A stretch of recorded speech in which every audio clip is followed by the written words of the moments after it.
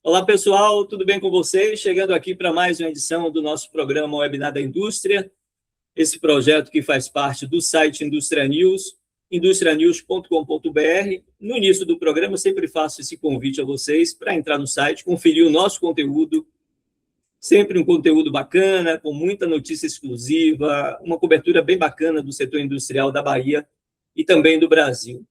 Hoje, o meu convidado é o David Bacelar. Ele, até bem pouco tempo atrás, estava no comando, estava como coordenador geral da Federação Única dos Petroleiros, é baiano, conhece como poucos aí o sistema Petrobras, né, David?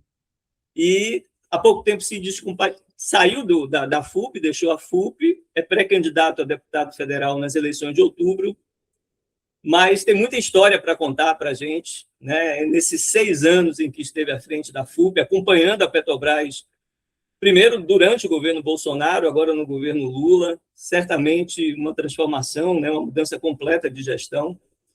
David, obrigado pela sua presença aqui no programa, viu, pela sua agenda, sei da sua correria. A primeira pergunta que eu lhe faço é o seguinte: você saiu de Feira de Santana, né, entrou na Petrobras por concurso, chegou ao comando nacional da FUP, uma entidade sindical mais importante, uma das mais importantes do Brasil. Conta para a gente qual foi o momento assim, mais marcante dessa trajetória. Em Geraldo, é um prazer estar aqui contigo na Voz da Indústria na Bahia. Importante destaque que você faz a um setor que é fundamental para a economia brasileira e baiana, até porque há geração de riqueza a partir da transformação. Há empregos de qualidade e em maior quantidade também a partir desse setor, que é o setor industrial. É importante valorizar a indústria, em especial a indústria baiana, que vem passando agora por um processo de fortalecimento e de remodelagem com as novas tecnologias e com a neoindústria brasileira. Como você bem colocou, Geraldo, tive a oportunidade de estar à frente da Federação Única dos Petroleiros e Petroleiras durante esses 6 anos, de 2020 até agora, 2026. Saindo de forma agora definitiva no dia 20 de julho, quando devo passar o bastão para a nossa companheira Cibele Vieira, que deve ser a próxima coordenadora eleita no Congresso Nacional da FUP. Então, nesses quase 20 anos, né, de movimento sindical, ter ingressado no movimento sindical 2 anos após ter ingressado na Petrobras via concurso público, como você bem colocou. São várias histórias que nós nos lembramos aqui, mas destacaria 2 delas. A primeira, em 2015, quando nós, aquele momento de transição do governo da presidenta Dilma, quando ela, no seu segundo mandato, ela faz reformulações importantes no sentido de flertar com o liberalismo econômico e traz mudanças, por conta disso, no Conselho de Administração da Petrobras. E, devido a esse fato, as privatizações elas são sinalizadas desde aquela época. Nós realizamos uma greve forte em 2015, que durou entre 15 e 24 dias em todo o país, e que tinha como principal ponto a pauta pelo Brasil, uma Petrobras que funcione a favor do Brasil. Interessante que a greve, além de ter interrompido esses projetos que foram sinalizados pelo Conselho de Administração, nós garantimos os direitos que a categoria sempre teve ao longo da sua história.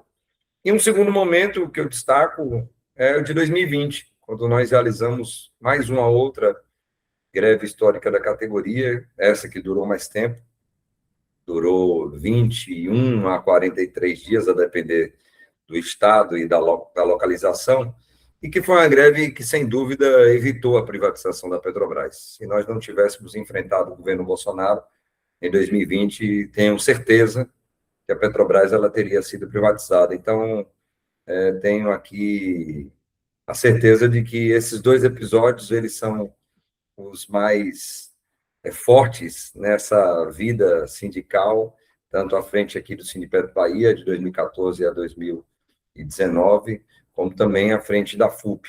E a FUP, em 20, também no ano da greve, Nós chegamos ali à coordenação geral da Federação Única dos Petroleiros e Petroleiras com o primeiro nordestino, também baiano de Feira de Santana, à frente dessa que é e continuará sendo a maior federação de petroleiros e petroleiras do Brasil e de toda a América Latina. Então, tenho um orgulho, satisfação de ter feito parte dessa história e ter sido esse primeiro cabra nordestino à frente da tão poderosa Federação Única dos Petroleiros e Petroleiras. Bacana. Agora me conta por que dessa ideia aí de trocar a atuação sindical, né, tão marcante, como você acaba de relatar, pela política institucional, né? E aí já completo a pergunta, já complemento perguntando o que é que o Congresso Nacional pode fazer que o movimento sindical não consegue.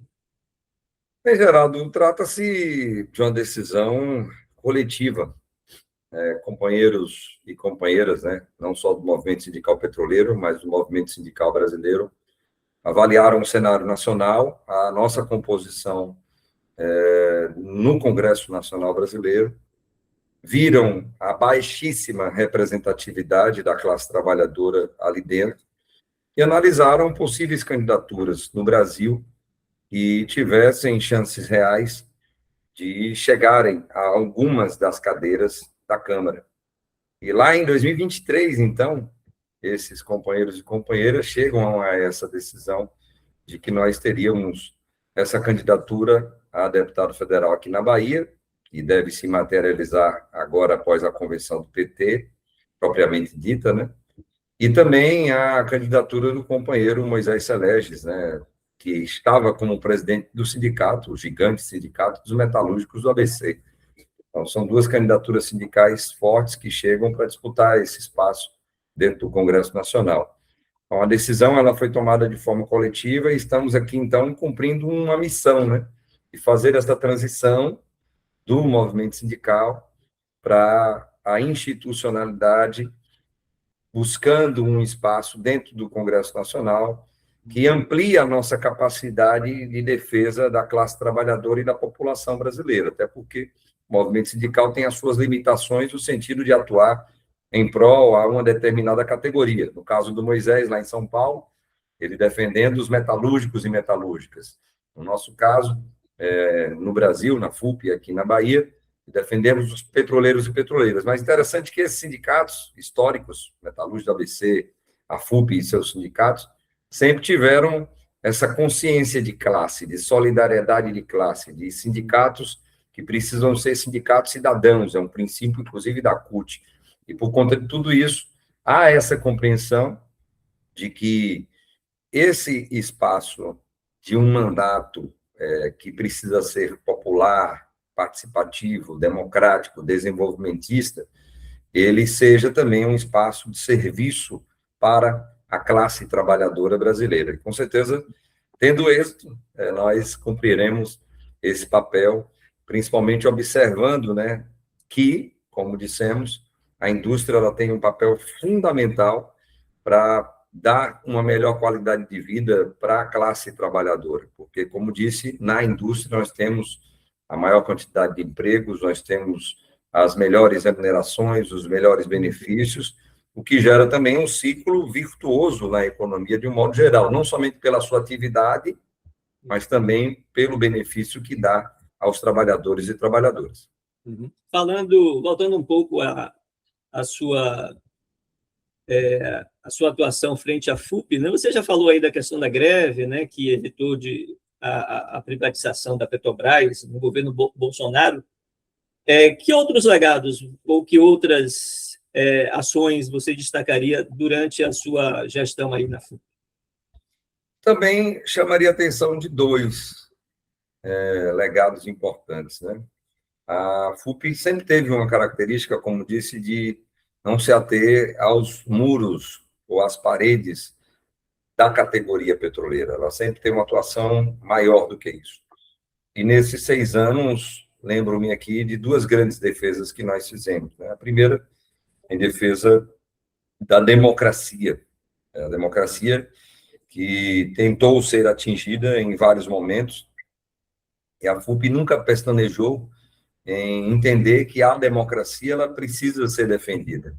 E ter sindicatos fortes, organizados, como os nossos, que atuam não somente na defesa dos direitos dos trabalhadores e trabalhadoras, mas também atuam no sentido de trazer uma maior consciência ou elevar a consciência das pessoas para que elas compreendam que há uma classe e que essa classe, que é a classe trabalhadora, precisa ser defendida e que, por tabela, isso ajuda no fortalecimento da democracia, foi algo muito forte que nós fizemos durante esses 6 anos. Não somente nesses 6 anos, mas anteriormente, no episódio em que tivemos em 2016, consideramos um golpe de Estado dado com o parlamento, pelo parlamento, judiciário e pelas elites brasileiras contra a presidenta Dilma Rousseff, e dali em diante uma luta incessante pró-democracia vem sendo feita pela FUP. Esse é um tema que continua, inclusive, agora, porque ainda há pessoas que defendem uma intervenção ou uma ditadura civil-militar, que é algo que nos preocupa. Então, a democracia precisa ser defendida. E um outro tema, Geraldo, que sempre nos foi muito caro e continua sendo, e destaco nesses 6 anos, que nós defendemos muito, que é a soberania nacional. Não tem como você falar de soberania nacional se não falar também sobre soberania energética. E a FUP sempre defendeu que o país, o Brasil, deveria ser autossuficiente na produção de petróleo e gás, ele precisa ainda ser autossuficiente na produção de combustíveis fósseis, isso e diminuindo para uma produção maior e plena de combustíveis sustentáveis, como os biocombustíveis, combustíveis sintéticos. Então, o tema da soberania nacional, a partir da soberania energética, é algo que também a federação sempre defendeu, e nesses 6 anos, com muita força, porque foram temas presentes nessas greves que aqui se tem em 2015 e principalmente em 2020. Perfeito. Você chegou na FUP em 2020, ainda no governo, foi isso? 2020, né? A coordenação geral, né? Isso, a coordenação de 2020. Isso. No governo de Bolsonaro, e agora a gente está no governo de Lula. O que é que mudou na Petrobras nesse período, né? Imagino que para vocês, sindicalistas, hoje é muito mais fácil de tratar com o governo, né? Mas fala de um modo geral aí, em linhas gerais, o que era uma política de Bolsonaro para a Petrobras e o que é a política de Lula hoje para a estatal. Sem dúvida alguma, mudou muito. Muito. O cenário anterior, no governo Bolsonaro, onde nós tínhamos uma Petrobras que estava voltando, imagine, a um passado muito distante e remoto, de ser apenas uma empresa de produção de petróleo e gás e mais nada, ao ponto também dela ser privatizada. Então, era uma Petrobras que já tinha reduzido a sua capacidade de investimento no país, uma Petrobras que já não tinha mais os grandes projetos sociais, culturais, educacionais, ambientais, que sempre fez ao longo da sua história. Uma Petrobras que, como disse, já não queria mais ser uma empresa de energia, do poço ao posto, do poço ao poste, a energia elétrica, a partir de energias renováveis. Uma Petrobras que não tinha mais respeito para com seus trabalhadores e trabalhadoras e comunidades do entorno, tanto que os diálogos sempre foram muito difíceis, tanto nas negociações sindicais, quanto nas negociações de danos ambientais promovidos pela empresa ao longo de décadas de sua atuação, a empresa que tem mais de 70 anos hoje. Então, esse foi o cenário da Petrobras no governo Bolsonaro, Geraldo. Agora, nós estamos vendo uma Petrobras completamente diferente disso. Uma Petrobras que nos rememora aqui os períodos em que o professor baiano, José Sérgio Gabrielli, esteve à frente da Petrobras como o melhor presidente que a companhia já teve, mas o presidente mais longevo dessa empresa. Então, o planejamento estratégico do José Sérgio Gabrielli, da época dele, até 2013, é o que nós estamos vendo agora ser retomado. Uma Petrobras que criou uma diretoria de transição energética para entender, né, que precisa deixar de ser apenas uma empresa produtora de óleo e de gás, de derivados de petróleo, para pegar essa riqueza e investir também na transição energética de uma maneira justa, no sentido de justiça social, no sentido de proteção ambiental, no sentido de defesa da soberania nacional, nos termos que aqui nós estamos colocando. A Petrobras que voltou a investir no norte e nordeste do país, investimentos significativos, aqui na Bahia tem sido dessa forma, retornando a perfurações de novos poços, retornando a fábrica de fertilizantes nitrogenados, retornando com a indústria naval, aqui com o estaleiro Enseada, quem sabe, esperamos, retornando, né, com a refinaria Landulfo Alves, para vender combustíveis aqui.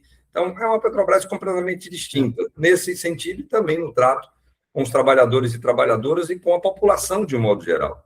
Porque os investimentos que eram feitos, não só na sua atividade econômica, mas também na cultura, na educação, né, nos projetos ambientais, no cinema, na juventude, nas universidades, na ciência e tecnologia, a Petrobras voltou a fazer tudo isso.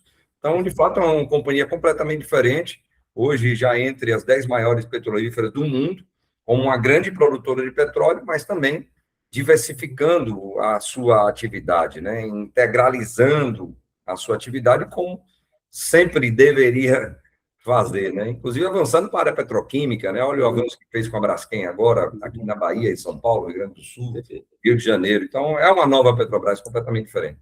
Perfeito.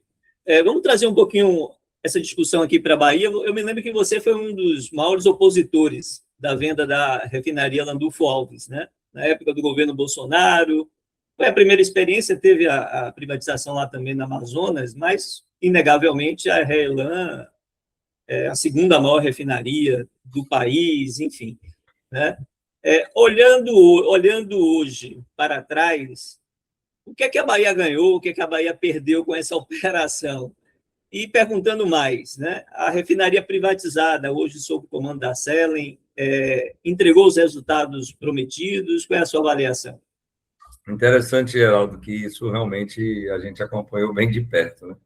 Os rumores de uma possível privatização da RLAM estavam ocorrendo, como eu falei, desde 2015, 2016. 2017 veio com uma força muito grande por conta do governo Michel Temer. Em 2019, então, a gente já sabia que esse projeto estava sendo ali engendrado e andando dentro da Petrobras. E interessante, Geraldo, que nós sinalizamos coisas que aconteceram, né, no futuro, lá atrás. Nós sinalizamos que seria constituído um monopólio privado, que haveria o risco de falta de combustíveis, determinados combustíveis, e nós sinalizamos que haveria aumento dos preços dos combustíveis e derivados de petróleo. Interessante que passaram os anos, a privatização ocorreu em 2021, e 5 anos depois, o que é que a gente enxerga? Tudo isso que a gente sinalizou. Tem um monopólio regional constituído, as distribuidoras e redes de postos ficam reféns da refinaria, que hoje está sendo controlada pela Selen. Nós tivemos desabastecimento de alguns combustíveis aqui, por exemplo, óleo bunker, óleo combustível para navio, é 100% exportado hoje, não é vendido aqui mais na Bahia. Tivemos episódios de falta de gás de cozinha. É bom lembrar isso aqui. GLP faltou na Bahia em alguns momentos. E, como todo mundo está sentindo no bolso, nós temos hoje o segundo combustível mais caro do país. Diesel, gasolina, GLP, derivados de petróleo. Está tudo muito caro. Caro para a indústria baiana, química, petroquímica, que se utiliza desses derivados de petróleo que sai da refinaria, e caro para o povo baiano, que paga a conta da privatização. E para piorar tudo isso, Geraldo, nós também sinalizamos lá atrás que a refinaria ela poderia ter um sofrimento com relação a você ter uma capacidade ociosa muito grande. E o que é que ocorre? A refinaria hoje trabalha com 65% a 70% da sua capacidade, fator de utilização. Consequentemente, só para complementar, e não querendo lhe atrapalhar, mas o pessoal, a Petrobras, as refinarias da Petrobras, hoje estão trabalhando acima da capacidade. O pessoal está trabalhando para aumentar a capacidade. Né? Verdade. As refinarias elas estavam operando com 97%, 98% no último trimestre, com 100%, 102%, acima da capacidade. utilizando plenamente as suas estruturas e novas tecnologias que deram ampliação da produção. Já a RLAM, que está na mão da CELE hoje, não, entre 65% e 70%, o que faz com que o Estado da Bahia perca uma arrecadação, Geraldo, de 500 milhões de reais por mês. É R$500 milhão por mês a menos em ICMS, porque a refinaria está subutilizada. Inclusive, isso tudo que a gente está falando aqui foi discutido numa reunião com a presidenta Magda Chambriard, onde estivemos presentes com o governador Jerônimo Rodrigues, com o ministro Rui Costa, secretário Ângelo Almeida e outros, e estiveram ali conosco, dizendo à presidenta Magda Chambriard que era muito importante que a refinaria ela fosse comprada de volta pela Petrobras. Então, todas as promessas que fizeram lá atrás na privatização, e lembro-me de um diretor à época da Petrobras, e até nas TVs daqui da Bahia, dizendo, agora, com o mercado privado, os preços eles vão baixar, porque haverá livre concorrência. Nós sabíamos que era mentira, e olha só o que deu, a gente está vendo preços altíssimos, bem diferentes do que prometeram. Então, tudo aquilo que prometeram, Geraldo, não se cumpriu, muito pelo contrário.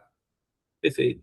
Me fala um pouco, David, desse processo de recompra da refinaria, né? Eu me lembro bem que quando o presidente Jean Paul Prats, né, assumiu a Petrobras, ele foi muito incisivo nisso, bem do início de sua gestão à frente da Petrobras, né? Inclusive esteve aqui na Bahia algumas vezes, né, para reabrir lá o edifício sede da Petrobras.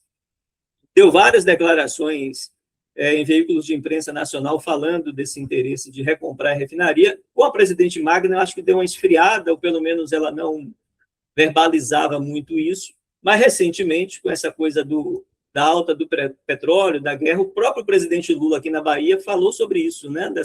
Desse interesse de se recomprar a refinaria baiana, a refinaria Landulfo Alves. E você esteve acompanhando isso, né? Os bastidores disso. Fala em que pé está isso, qual é a chance disso dar certo, ainda no governo Lula, se vier um segundo mandato, o que é que você acha? Bem, Geraldo, uma coisa é certa, o presidente falou 3 vezes, uma em Minas Gerais e 2 aqui na Bahia, que a refinaria ela vai ser recomprada pela Petrobras. Então, temos uma certeza de que a Petrobras vai recomprar essa refinaria. Acreditamos, inclusive, que há a possibilidade de algum fato relevante ser anunciado ainda antes do processo eleitoral. Por quê? Porque o próprio Fundo Mubadala, que comprou a refinaria, lembrando que não só foi a refinaria, né? A refinaria Landulfo Alves, Terminal Marítimo de Deus, os 3 terminais terrestres de Candeia, Jequié e Itabuna, em 700 quilômetros de duto, o Fundo Mubadala está tomando um prejuízo grande. Por quê? Porque ele está comprando petróleo lá de fora, ou trazendo petróleo dos próprios Emirados Árabes, com um custo logístico descomunal, ou comprando petróleo da própria Petrobras a preço de valor do mercado internacional. O Brent aí entre 90 e 100 dólares, já há algum tempo, pelo menos desde 28 de fevereiro, que foi o início da guerra. Então, se o fundo ele quer vender e a Petrobras quer comprar, e o presidente Lula, que é o representante maior do acionista controlador e majoritário, que é a União, o povo brasileiro, temos certeza de que isso vai acontecer. E uma novidade que nós tivemos há pouco tempo, ciência, é de que há um grupo hoje de profissionais da Petrobras dentro da refinaria, avaliando os seus ativos para que uma nova valuation ela seja feita, apresentada ao Fundo Mubadala, e essa negociação finalmente chegue a cabo. Porque até onde tivemos informações, Geraldo, o fundo ele estava pedindo um valor muito alto, bem distante, inclusive, do valor que recebeu. Eu ia te perguntar isso, se eu não estou enganado, foi vendida por 1,8 bilhão de dólares na época, né? Isso. Se tinha alguma previsão ou alguma estimativa de investimento, até porque eles fizeram investimentos na refinaria, né? Enfim, de modernização, pelo menos se anuncia, né? Isso, né? Você tem ideia de quanto valeria hoje, ou quanto estão se pedindo, está se pedindo? O que tivemos ciência de que pediram mais do que 1,8. Inicialmente, o que a gente soube é que chegou a 4 bi de dólares, pedido pelo negócio lá atrás, alegando justamente isso, que investimentos foram feitos. Só que nós temos pessoas que estão lá, a Selen, que é a controladora da refinaria, que dizem que não é bem assim, não, porque quais investimentos fizeram? Em luminárias, em iluminação, investimento baixo. Qual nova tecnologia foi implantada na refinaria? Não foi. O investimento que foi feito é em parada de manutenção, que é normal, é natural, é da atividade. Investimento alto, robusto, é verdade, mas é do processo, tem que ser feito para poder continuar operando. E, em vez de fazerem com que a refinaria ela opere na sua capacidade máxima, Geraldo, nós temos unidades paradas na refinaria há mais de 2 anos. Unidades paradas que, por sinal, para voltarem, a Petrobras, depois que comprar, vai ter que fazer um investimento grande para essas unidades voltarem a operar. Então, o que é que falta? Falta se chegar a um denominador comum com relação aos valores, e nós acreditamos que isso esteja perto de acontecer. Como disse, quem sabe algum fato relevante, anunciando alguma coisa, nem que seja uma operação não vinculante, uma oferta feita não vinculante ainda para fechamento de negócio, ela possa ser apresentada. É o que nós estamos esperando. Inclusive, sabemos da importância disso para o momento eleitoral, momento que a população baiana ela quer um preço mais justo. A indústria baiana ela quer um preço mais justo dos combustíveis. E isso só acontecerá quando a Petrobras voltar ao controle da refinaria. Perfeito. Com relação, David, à biorrefinaria que a Selen tem feito, tá aí, né, esse projeto que é bacana, né, de produção de combustível sustentável de aviação, a SAF, né? A Petrobras tem parceria com a Selen, poderia entrar num negócio como esse? O novo planejamento estratégico da Petrobras, cravado aí para os anos de 2027 a 2030, já sinaliza que a Petrobras ela entra em investimentos para biocombustíveis de um modo geral, desde o etanol da cana do milho até o biodiesel, a partir de oleaginosas de um modo geral. Lembrando que a Petrobras tem usinas de biodiesel e Candeias, temos uma, que é da Petrobras Biocombustíveis. E o planejamento sinaliza isso, Geraldo. Então, se o projeto for apresentado, aí já é uma outra empresa da Selen, né? A Selen Renováveis, pela Selen Renováveis, a Petrobras, que pode ser, sim, uma parceira desse negócio, ou adquirir o negócio todo, a depender do interesse e do apetite da Petrobras diante desse novo negócio que surge. E é verdade, a iniciativa é de fato importante, nós acompanhamos também esse projeto de perto, ainda em discussões do Sindipeto Bahia e da FUP com a Selen Renováveis, visitamos a área onde vai ser construída, as áreas de plantação da Macaúbas, né, em São Francisco do Conde, também no Recôncavo Baiano, ali em Cachoeira, Bacia do Iguape, inclusive um cuidado que temos tido de acompanhamento disso diante das relações com as comunidades quilombolas, mandar um abraço, inclusive, aqui para o seu Gilberto Rasta, para a companheira Simone, companheira Ananias, pessoas que nos procuraram para intermediar, né, um diálogo ali com a Selen, e fizemos isso. Então, é um projeto robusto, importante. A biorefinaria que vai ser construída ali ao lado da refinaria do Forbes, numa área que é da refinaria do Forbes.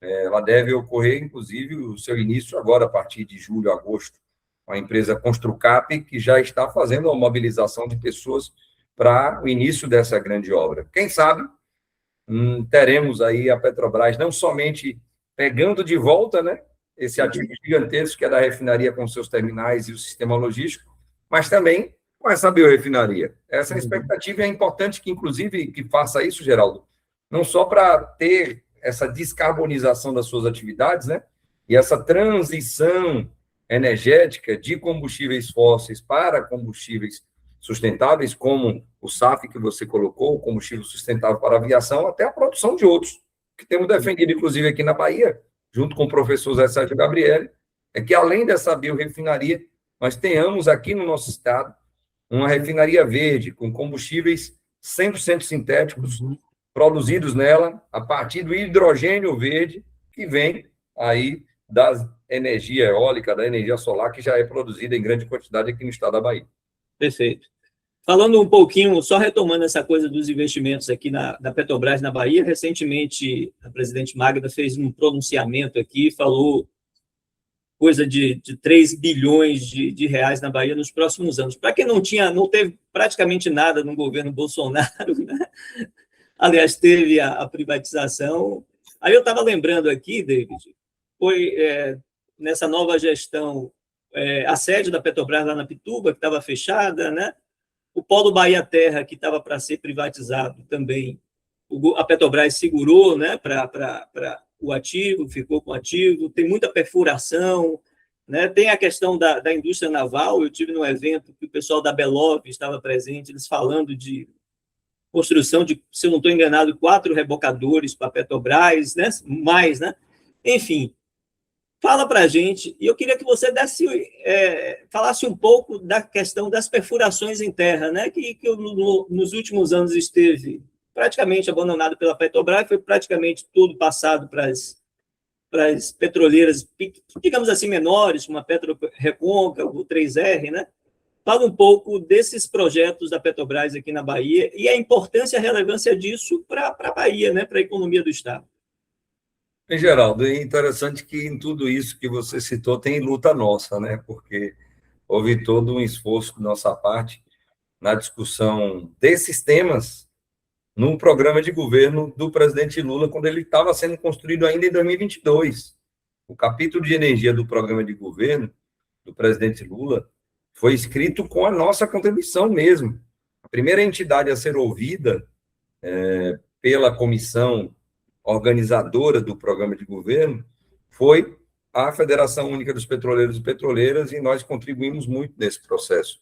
Mesma coisa no conselhão do presidente Lula, um espaço onde a gente sempre veio pontuando essa necessidade de termos de volta os investimentos da Petrobras ao norte e nordeste, em especial a Bahia, de termos a reestatização de ativos que tinham sido privatizados, a reabertura de equipamentos que foram fechados, das obras, a retomada das obras que tinham sido paradas, e tudo isso está acontecendo.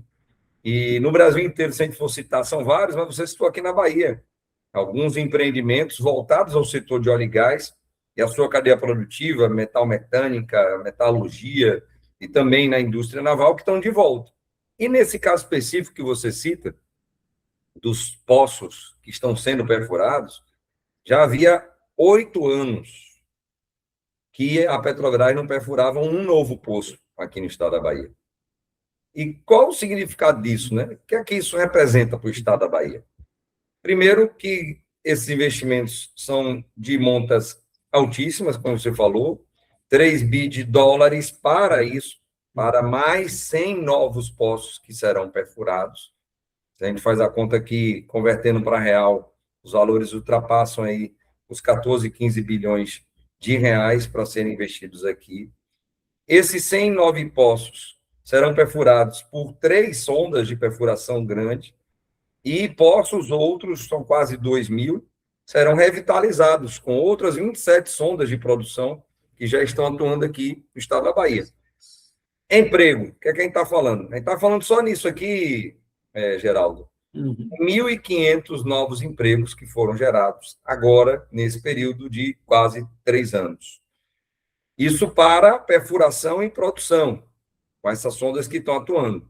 Se a gente pega toda a atividade da UO Bahia, que é a unidade organizacional da Petrobras aqui na Bahia, na produção de petróleo e de gás, nós estamos falando ao todo de 7.600 empregos. 7.600 empregos.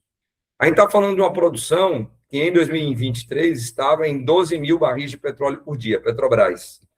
Aumentou para 18 mil barris de petróleo por dia, Petrobras. Na Bahia, quando juntam as produtoras menores, como você citou, Petro Recôncavo, Brava e outros, nós chegamos aí a quase entre 35 e 40 mil barris dia, que é o que a Bahia produz.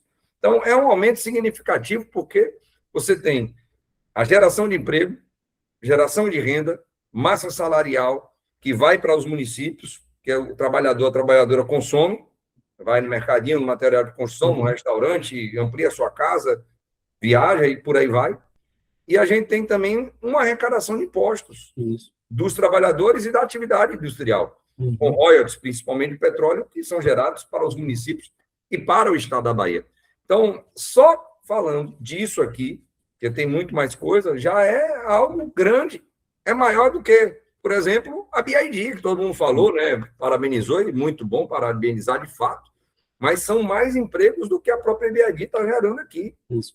E sem falar, eu esqueci de mencionar, mas vale mencionar, e você também acompanhou esse processo, a Fafem, a reabertura da Fafem aqui em Camaçari, também em Sergipe.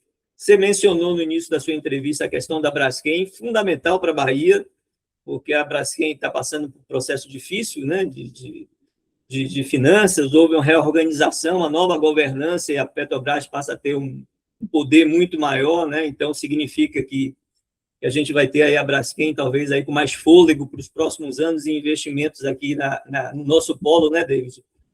Mas eu queria te perguntar, e uma outra coisa, David, que a gente deve mencionar, já quase terminando a nossa entrevista, é a questão também de Sergipe, aqui, Sergipe Águas Profundas, né, o investimento também, 70 bilhões de reais, se eu não estou enganado, ou de dólares, e que a Bahia aqui próximo também vai ter efeitos, né, aqui certamente na economia da Baiana, fornecedores, enfim, novos empregos, né? Verdade, Geraldo. Esse era um anúncio muito esperado, né, pelo povo do Nordeste. Imagine o que significará isso daqui a 5 anos para o estado de Sergipe. Olha a mudança que haverá, não só na economia, mas também em toda a sociedade do estado de Sergipe. Nós estamos falando, Geraldo, de 18 milhões de metros cúbicos de gás que serão produzidos por essas duas plataformas. Nós estamos falando que essa produção nova que virá ali em Sergipe, aqui do nosso lado, aqui pertinho da gente, da Bahia, ela vai fazer com que a produção de gás natural aqui no Brasil, ela praticamente zere a necessidade que temos ainda de exportar gás natural de outros países. O Brasil hoje ele tem uma demanda diária de algo em torno de 64 milhões de metros cúbicos de gás natural por dia. A Petrobras produz 44 a 47 milhões de metros cúbicos. Quando você entra com mais 18, você quase zera isso.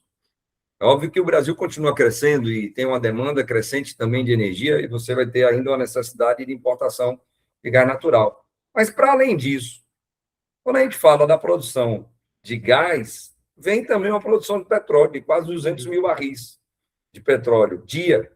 Imagina o que é isso em arrecadação de royalties para o estado de Sergipe, para os municípios que estão ali no entorno, principalmente aquele município lindo, que tem ali Barra dos Coqueiros, maravilhoso município. Imagina a mudança que haverá no estado de Sergipe, a mudança que haverá no Nordeste como um todo. Então, é um investimento robusto que vinha sendo esperado já há muito tempo, que, felizmente, o presidente Lula, junto com a presidenta Magna, anunciou agora em Sergipe, junto com o anúncio da retomada da produção da Fafem Sergipe, que ocorreu quase no mesmo período da Fafem Bahia, diminuindo, então, a nossa dependência da produção de fertilizantes nitrogenados. Era algo também importante. Precisamos ampliar ainda mais a nossa produção de fertilizantes. Paraná vai voltar a operar. Mato Grosso do Sul, que estava parada a obra, também a obra foi retomada. Nós, então, reduziremos uma dependência de 90% que temos hoje para algo em torno de 70% a 65%, ainda necessitando de mais fábricas, de mais plantas. E a Petrobras está se disponibilizando também a isso, a ajudar nessa defesa da soberania, como falamos aqui, a soberania energética, mas também aqui que se deriva, né, na questão da soberania alimentar, porque os fertilizantes vão para onde? Vão para o campo, para o agronegócio, para a agricultura familiar, ajudando a gente continuar produzindo alimentos para a população brasileira em especial. E fora tudo isso que você falou, ainda veio estaleiro aí, em Enseada, com a geração de emprego grande, os 6 navios que serão construídos, com navios de apoio à indústria petrolífera offshore, e eles gerarão ali, só na construção desses navios, 4.600 postos de trabalho. Imagine só, que é isso para o recôncavo da Bahia, para Maragogipe, Salina da Margarida, para a Bahia como um todo. É algo importantíssimo. Perfeito. David, estamos quase no finalzinho da entrevista. Tinha muita coisa para lhe perguntar, mas fica para uma próxima. O assunto Petrobras rende, Sinto Energia rende. A gente sabe que é um setor aí que move a economia brasileira, tem gerado riqueza, investimentos, novas oportunidades de negócio. Para encerrar, minha última pergunta, qual é a sua opinião sobre a exploração na margem equatorial?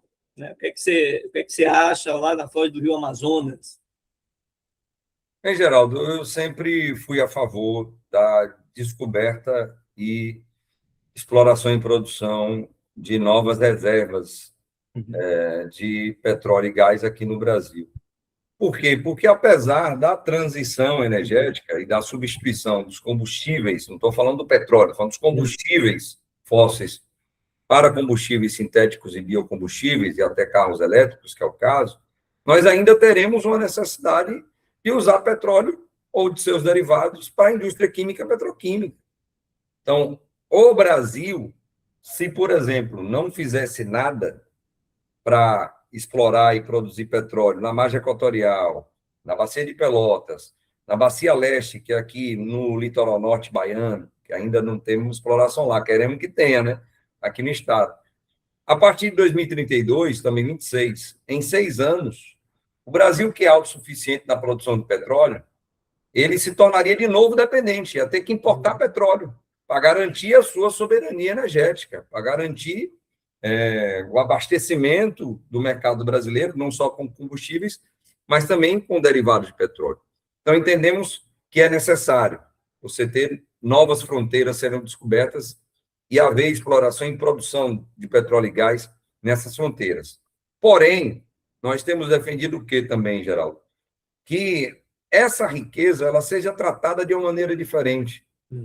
Essa riqueza ela seja utilizada principalmente para a transição energética de maneira justa e garanta a nossa soberania, principalmente industrial, que a indústria da transição energética, ela precisa estar no Brasil. A gente não pode conceber a ideia de que a gente ainda vai estar importando tecnologia da China, da Alemanha ou de outros países.